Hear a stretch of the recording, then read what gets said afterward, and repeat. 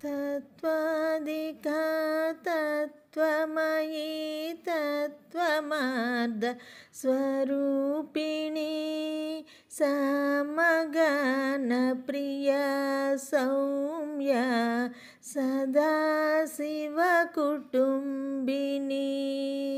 తత్వాదిక అంటే ఈ జగత్తు మొత్తం కూడా తత్వములతో కూడి ఉంటుంది.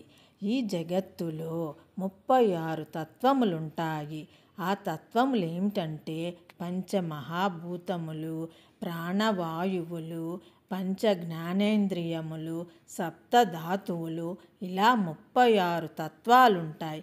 అవన్నీ కూడా మహాప్రళయ కాలంలో దేవిలో లయమైపోతాయి. అందుకే దేవిని తత్వాదిక అని పిలుస్తారు. తత్వమయి అంటే దేవి తత్వములతో కూడి ఉన్నదని అర్థం.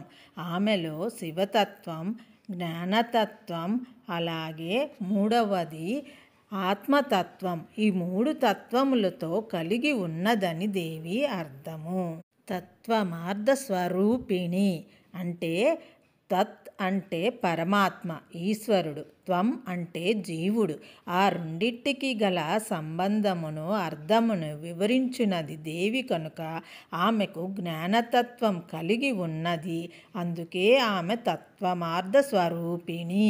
సామగాన ప్రియ, సామగానం అంటే దేవికి ఇష్టం. అది గానం చేసే వారంటే దేవికి ఇష్టమని దీని అర్థం.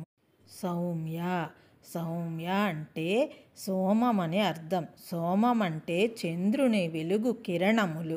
ఈ వెలుగు కిరణములు దేవికి చాలా ఇష్టం. అవి అమృతం లాంటివి కనుక దేవికి ఇష్టమని దీని అర్థం. సదాశివ కుటుంబిని, ఆమె ఏ రూపమెత్తినా, ఏ అవతారము దాల్చినా సదా ఎల్లవేళలా శివుని భార్యగానే ఉంటుంది ఆమె.